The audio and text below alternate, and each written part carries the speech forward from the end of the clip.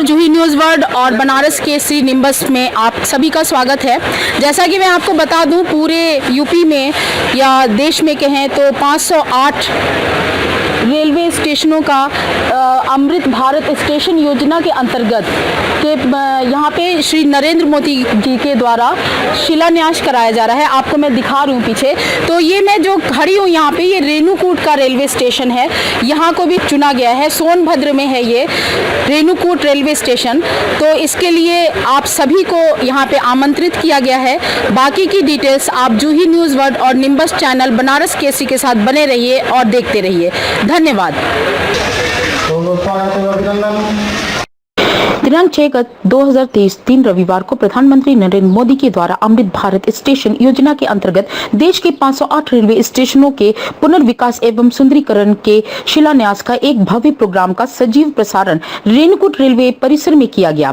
प्रधानमंत्री नरेंद्र मोदी ने अपने भाषण के माध्यम से वर्चुअल मीटिंग और मन की बात में बताया कि किस तरह उनकी सरकार ने इन 508 स्टेशनों का भव्य रूप से पुनर्विकास तथा सुव्यवस्थित करने का एक बड़ा जिम्मा लिया है और इन स्टेशनों पर अब सीढ़ी के साथ साथ एक्सीलेटर का भी निर्माण होगा। इसके अलावा लिफ्ट की भी व्यवस्था दिव्यांगजन के लिए खास बनाई जाएगी। दिव्यांगजन जो किसी वजह से अभी तक ट्रेन का सफर नहीं कर सकते थे, उनको ट्रेन में सुविधाजनक और सुव्यवस्थित ढंग से यात्रा करने का एक बेहतरीन जरिया व्यवस्थित करके दिया जाएगा। इलेक्ट्रॉनिक्स एवं सूचना प्रौद्योगिकी मंत्री श्री अश्विनी वैष्णव जी से स्वागत संबोधन के लिए अनुरोध करते हैं।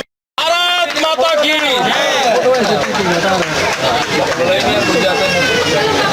नहीं आ रहा है, सबको पीछे हो जाइए।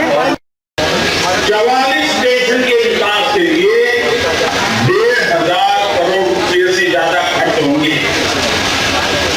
तमिलनाडु, कर्नाटका और केरला के भी प्रमुख स्टेशन को अमृत भारत स्टेशन के रूप में विकसित किया जाएगा।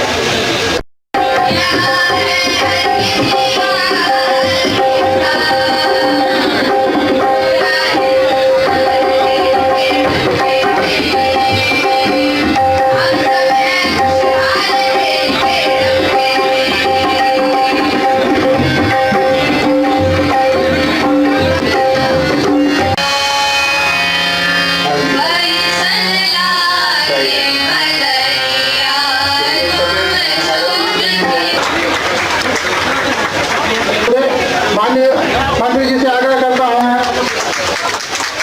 माननीय मंत्री जी से आग्रह करता हूं, पुरस्कृत करें।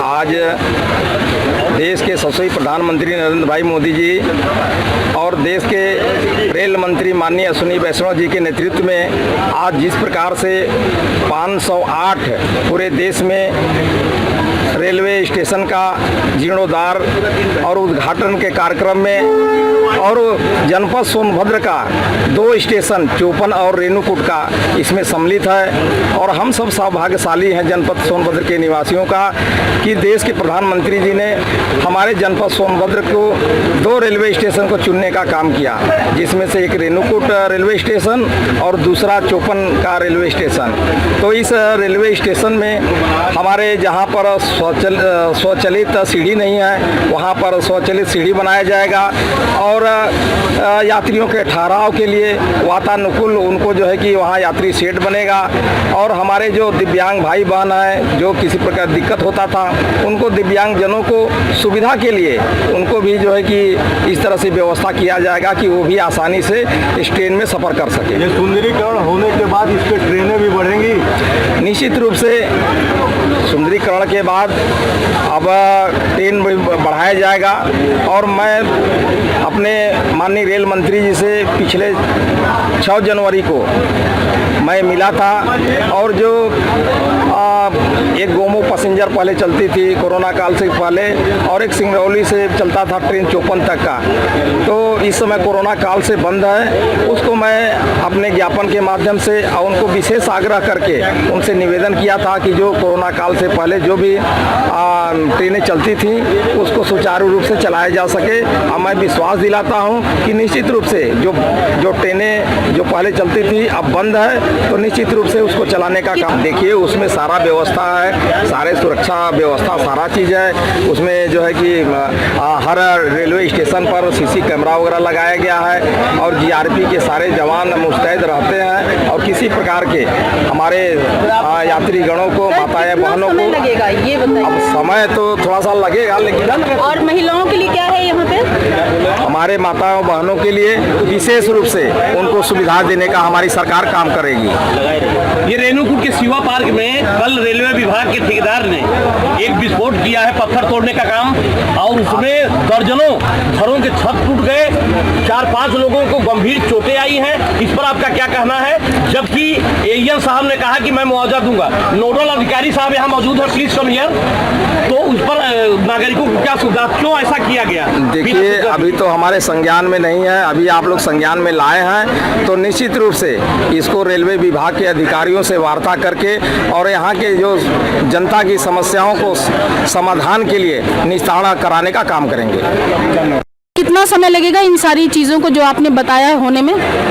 जी मैं बताना चाहूँगा कि रेलवे ने इसमें जो है सो इसको 2 पार्ट में किया है। एक तो फेज 1 है जिसमें कि जो पैसेंजर से रिलेटेड जो सुविधाएं हैं प्लेटफॉर्म की और इंटीरियर इम्प्रूवमेंट की सर्कुलर, इसको पहले फेज में 6 महीने में पूरा कर लेने का लक्ष्य दिया गया है। और जो बड़े वर्क हैं, फुट ओवर ब्रिज हैं, उसको करीब 8 से 10 महीने और लिफ्ट को लगाने में 8 से 10 महीने लग सकते हैं। तो पैसेंजर्स की सारी सुविधाओं को लेकर ये सारे कार्यक्रम हो रहे हैं। यहाँ पे जितना समय लगेगा, लगभग साल भर या 2 साल या 6? नहीं 6 महीने में जो बेसिक चीज़ें हैं, जैसे सर्कुलेटिंग एरिया का डेवलपमेंट है, पैसेंजर में प्लेटफॉर्म का विस्तारीकरण है और वेटिंग हॉल वगैरह का है, स्टेशन के सामने की पार्किंग सुविधाएं हैं, ये सारी चीज़ें जो है सो इसमें किया जाएगा 6 महीने के अंदर। और जो फुट ओवर ब्रिज 12 मीटर है वो करीब 8 से 10 महीने में पूरा कर लिया जाएगा। Thank you sir, thank you very much. इसी तरह की खबरों से जुड़े रहने के लिए लगातार nimbus news channel, Banaras Kesari और जूही न्यूज़ वर्ड से जुड़े रहें। धन्यवाद।